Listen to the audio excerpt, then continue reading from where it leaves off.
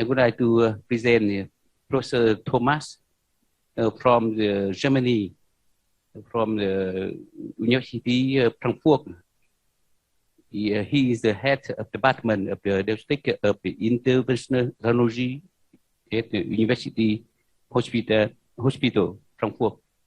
Now, Professor Thomas, please.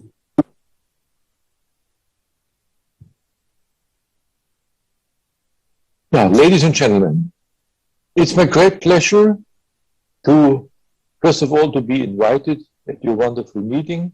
Unfortunately, I could not attend in person due to Corona and the travel restrictions. However, I want to share with you our experience in treating breast cancer with new technologies in interventional oncology.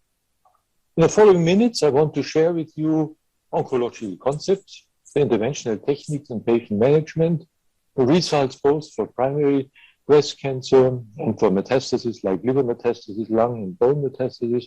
I will share with you new technologies like perfusion, embolization, thermal ablation, and combination of those therapies. I want to start with cryotherapy. Breast cancer, breast tumors, cryotherapy is a well-established method for destroying tissue. It's used in numerous organs like liver, kidney, lung, prostate, and breast. The early detection of tumor supports and accelerates implementation for local ablation of tumors in tumor therapy. And I give you an overview on the current status in this field. How does cryoablation in the breast work? It was primarily successfully used to treat symptomatic fibroadenomas. The outcome in these benign tumors was a significant volume reduction. More than 80% of fibroadenomas disappear after 1 year of treatment. The risk of incomplete ablation is higher in tumor larger than 2 centimeters. The size is a crucial factor. Most ablations are performed under ultrasound guidance, and the cryoablation has the most favorable risk profile of all ablation techniques in the breast. Advantages are here seen here: low complication rate. We have good cosmetic results. It's done under local anesthesia, outpatient basis. And we have a minimal invasive procedure, and is painless due to the soothing effect of the cold. Disadvantages: we have an incomplete ablation in bigger tumors. It's the inability to perform axillary lymph node dissection. We have a low capability of limiting the ablation area. And sometimes we need more than one treatment. Well, how we do it? First, we demand a contrast-enhanced MRI in order to detect the tumor, to define its position, to define its tissue characteristics. Then we are doing the ablation under ultrasound or CT guided in local anesthesia. And then the MRI follow-up is 1 day after the procedure, 3 months and 6 months for up to 1 year. Here you see the ice cure system, which is shown here. We have here the nitrogen tank. Here's a visible control panel and the system for inserting. How is the technique? We have 2 important phases. One phase is the thawing. The water flows from the hypotonic interstitial space into the cells, further leading to a cell damage and the bursting of the cells. Additional intercellular water is available for the second freezing process. The damage to the vessel wall leads to a collapse of the blood supply at the microvascular level.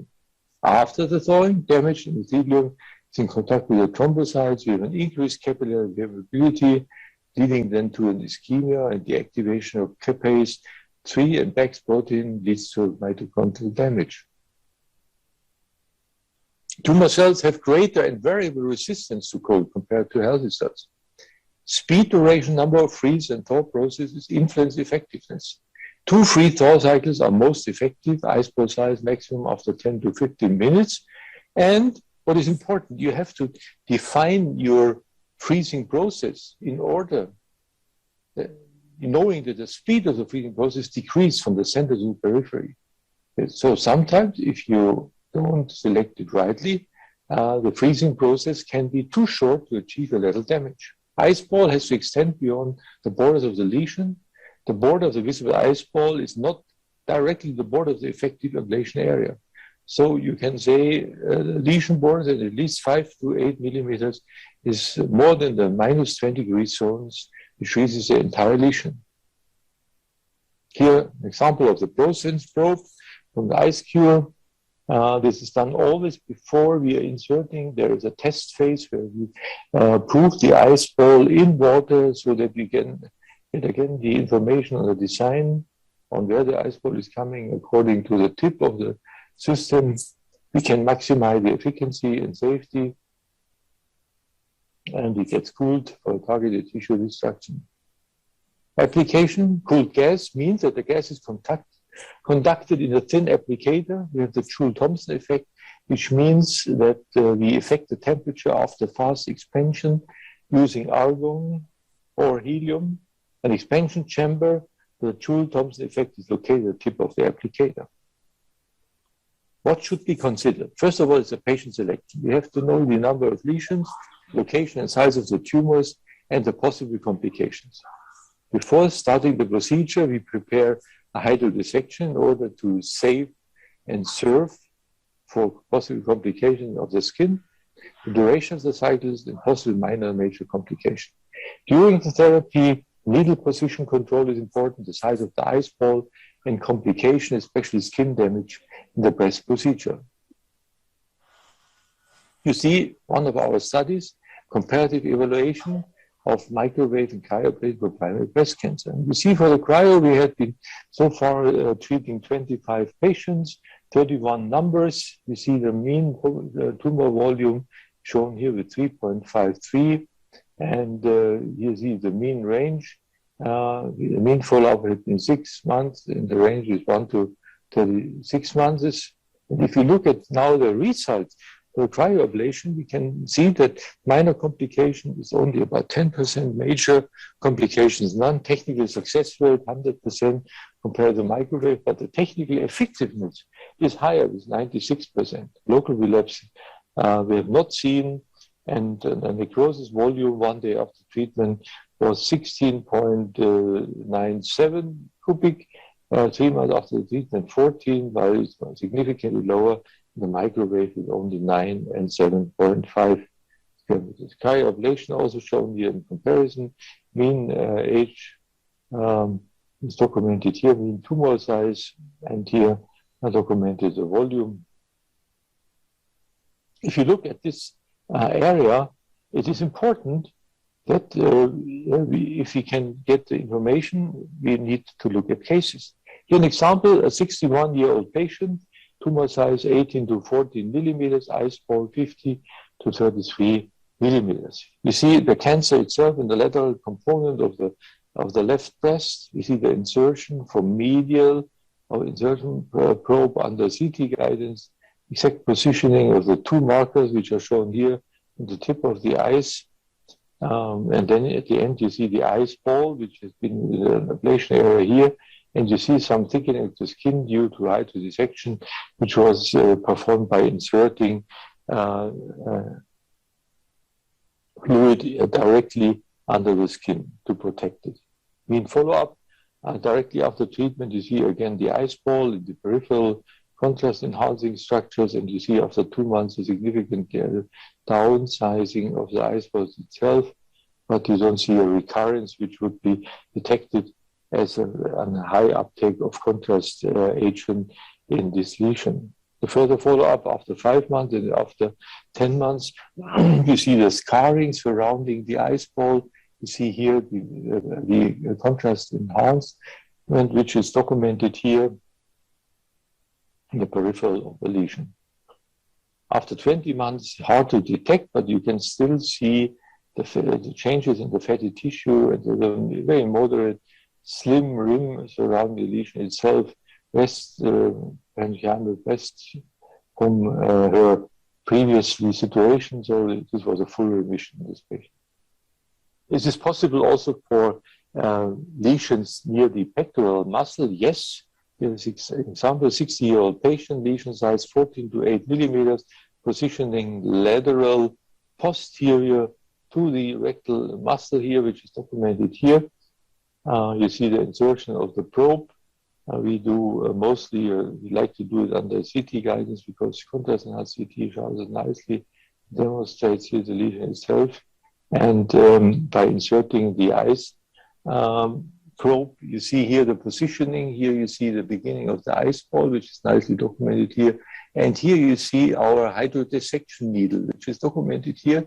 And you see why this is done, because otherwise the cooling here of this soft tissue structures would immediately lead to a hypo temperature in the skin area. This can lead to skin necrosis or failure after the treatment. Here's an example, follow-up one with the contrast enhanced D1-weighted sequence 1 day after the treatment. And you see later, also after 12 months, hard to see or detect the pectoral muscles. You find little scarring here lateral to the pectoral muscle structures. Here again, a full ablation. Another example, recurrent breast cancer shown in MRI, shown in the contrast enhanced CT scan, positioning of the cryoprobe. You see here the tip, which goes a little, if wanted, about 8 millimeter according to the tip. But the good thing is that the main cooling is done between the two electrodes. Tumor size was here 10 to 11 millimeters, freezing for 2 cycles, each 8 minutes, ice ball 39 versus 22 millimeters. Follow-up after cryoablation. You see here, in this area, you see the ice ball is smaller in comparison to the other tumors, but it's surrounding the lesion itself in a way. You see the contralateral side completely without any specific findings. Follow-up after treatment, again, the peripheral rim enhancement, which you see nicely here, also demonstrated in the single view on the breast, however, no active cancers documented. What about fibroadenomas? Fibroadenomas might be tumors with different signal structures. Here you see a quite huge fibroadenoma, which is documented here on the right side. You see here the inserted ice ball, and it's benign, so we have an exact extension of the cooling temperature according to the tip, which normally should not be larger than 5 millimeters. And then you see nicely the ice ball documented also after using hydrodissection in order to save the skin. After cryoablation, you see the huge amount of necrosis, the devascularization of the fibroadenoma, nicely demonstrated here. And this is a very effective means to treat fibroadenomas. You have a good cosmetic outcome if you save the skin and the morphology architecture is fully restored. Recurrent breast cancer, especially after previous radiation or surgery, is a good indication. You see the lesion itself, which is demonstrated here, histologically proven insertion lateral of the ice ball with the antenna here. You see the antenna again, and you see here the roundness shaped ice ball, which is documented here. Complete ablation surrounding structures are documented and without findings. Another example here, before and after cryoablation, the lesion itself here in the medial quadrant, a very tricky, disastrous, and terror to build it. As documented here, and you see after the ablation, you see a complete ablation or zero ablation. Cryoablation of recurrent tumors is documented here. Also, you see here, again, the lesion itself, the cryo documented here on the pictures on the right side of the hydrodissection. MRI before and after, again shown in the small cancer, the smallest cancer so far we treated with only 5 millimeters. You see here the cryoablation, well documented here with new technology, new navigation system, and you see the further follow-up, you see the complete normalization of the contrast enhancement. Treatments in interventional oncology are also very important for performing treatments directly and combining treatments like chemoperfusion and cryoablation. Here you see nicely documented here a patient with a local recurrence in the breast cancer. We performed 5 chemoperfusions. We were able to downsize the tumors, and finally we ended up with cryoablation percutaneously. You see the infection area here in the periphery and the upper thoracic area, insertion of the probe, And here finally you see a nice ice ball, peripheral contrast enhancement seen in the anterior axillary space. The PET scan after 1 month shows a nearly complete diminishing of the activity of FTG, and you see also in the MRI only after 3 months there are very small remaining changes, and that's something we currently are evaluating to understand the underlying problem. There are different studies also on the use of cryoablation in breast cancer. Here you see an article, Ablation and Management of Disease, which I highly recommend here. And it's demonstrated in many articles, meanwhile, the cryoablation and ablation surgery and the effects of cryoablation on the immune system are possible. There are synergic effects. If you're using cryo, you can also think on other indications like small renal masses, where cryoablation is also a strong benefit for the patient, and also using cryoablation in order to control cancer pain. So in summary, a technique which I wanted to share with you, first of all, the cryoablation is a thin needle-like probe. It's directed from the skin into the tumor. It means no incision, no surgery, no general anesthesia. And because of the cooling effect, it's quite effective for the patients. Leaving the breast, we are now heading to the so-called field of oligometastasis. Oligometastasis in breast cancer means that relevant endpoints are cure, reduction of secondary metastasis, life prolongation, and quality of life. Oligometastasis are evolved from the spectrum theory of cancer metastasis. The progress of cancer metastasis occurs along a continuum from locally confined cancer to widely metastatic disease. If the primary site is controlled or resected and the metastatic sites are ablated, there will be a prolonged disease-free interval, maybe even potentially cure. So we have always to try it. We have to try it. What are the treatment strategies for liver metastasis? We have systemic or the local chemotherapy. We have tumor entity to know. We have to analyze metastatic spread, skin bonus, or the organs. How is the therapy defined? Curative, palliative, symptomatic, neoadjuvant. How is the local treatment, resection, radiosensitivity, chemosensitivity, tolerability possible? I want to share with you this very important treatment decision-making concept. We have the individualized therapy with the individualized patient here in the middle. Then we have all the information on receptor status, mutation status, biomarkers, and that all has to go into the decision-making process, which is so important. Local therapies, what we can do locally, cryo, I heard already, RFA, microwave, laser, focused ultrasound, electroporation, intra-arterial therapies, intra-arterial chemotherapy, SIRT, radiotherapy, and all can be done even non-invasively or open. In the tumor board, we are daily ringing about and discussing what is the best strategy. So what is important, we need information on the staging, on the prognosis, and the location and expansion of metastasis. And we have all the time to define how is the treatment documented. It's a neoadjuvant, curative, palliative, or bridging intention to treat. An example, your patient became with diffuse, multifocal, still a little bit oligometastasis of breast cancer. The treatment after several chemoperfusion and embolization, we're able to completely downsize the tumor. There were only remaining one lesion here, and a lesion where we tried RFN, but we had also to give it up because of the neighborhood to the adjacent vascular structures. Or another patient, liver metastasis, rarely these patients undergo resection, but here you see a huge tumor near the resection margin invading the vessels. Here you see the lesion itself, peripheral rim enhancement. And then if we see that, we have to discuss our techniques. Do we go for surgical therapies like resection ablation, oncological therapies, systemic or regional chemotherapy, or we have interventional therapies like perfusion, embolization, photodynamic therapy, and so on.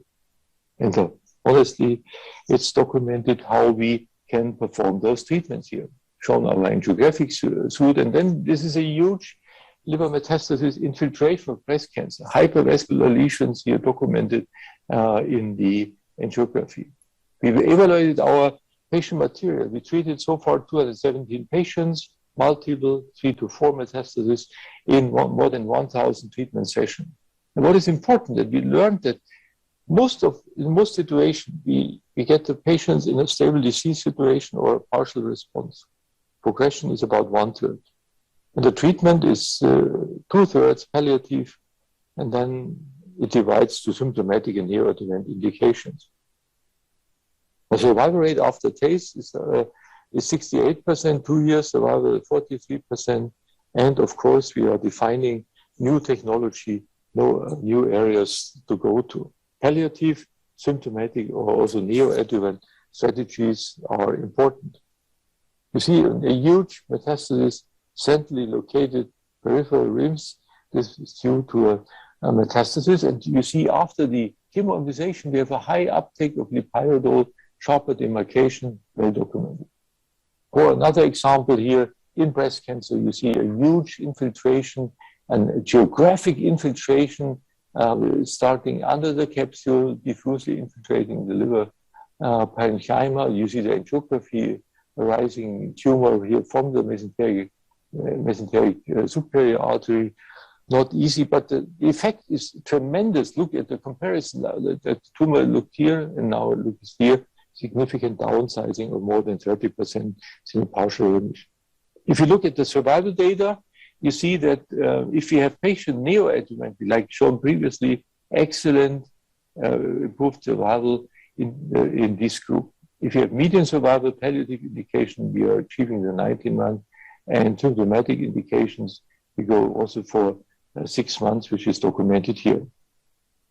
Different drugs can be used for TACE in breast cancer, which is documented here. Guiding can be done for laser, radiofrequency, microwave, or also cryo, using monitoring, local tumor control, 5 years survival in this situation. The cure is for the ablation of liver metastasis that we always want a complete ablation. Like it's an example here, centrally in the liver parenchyma localized metastasis.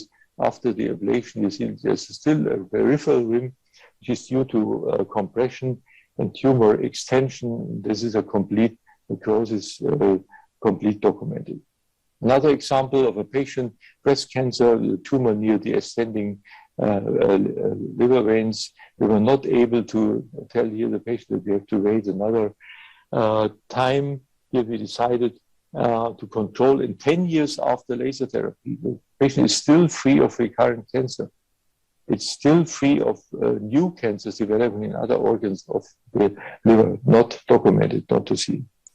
What are the therapeutic strategy? For liver metastasis, we can say smaller than 5, number of 5 lesions, neoadjuvant chemoembolization, and laser, microwave, or RFA. Tumors lower than 8 centimeters, we have always to start with a palliative chemoembolization. In multiple tumors, we go for symptomatic chemoperfusion and embolization. With some of our publications, which I'm also willing to hand over to you if you just write me an email. So if a patient comes in with liver metastasis, we have to define, is it resectable, is it unresectable? Is it liver dominant? Do we have adjunct local hepatic therapies? Then we decide either for the group of vascular interventions, for ablations, or the radioablation. We can go forward and can use that system also for treating lung tumors. And you see here 3 metastasis colorectal cancers in the lung, insertion of a temperature-based thermal ablation system. And the final end is here, you see the typical example area in the peripheral, centrally located in the centrally middle documented here. And you see a complex lesion here lying lateral, and then it's lying there. The complete ablation. And even in the lung also, we were able to show that 2 years after microwave ablation, you see there are no recurrent tumors, so the patient can survive also the situation. We documented this quite early for the microwave and using pulmonary metastasis. Let me come slowly to the end. Also, RFA combining with kyphoplasty, what we did and learned in the STAR study, can be a helpful method in order to help those patients with the severe pain documented here, the situation. How we do it, we're inserting a cannula, we are approaching the lesion itself, we're performing thermal ablation using radiofrequency ablation, And then you see we have achieved ablation here in that area, and now he's inserting cement. But it's important that before we were with radio frequency destroying the matrix of the tumor. I think that's very essential. And you see the final end. We have tumor destruction by RFA. We have a filling process with the lipiridol, thus documenting us in the further strategies. Let's look at the further definition. Biomarkers of primary tumors in our irrelevant treatment metastasis. We have to learn more the role of oligometastasis, especially in breast cancer, and ablation therapies, combined therapies are a good option. Thank you for your attention. Hopefully we see us soon in person. If you have special interest, you're always invited to do a fellowship with us here in Frankfurt. And I wish you now a very successful meeting. Thanks for inviting me.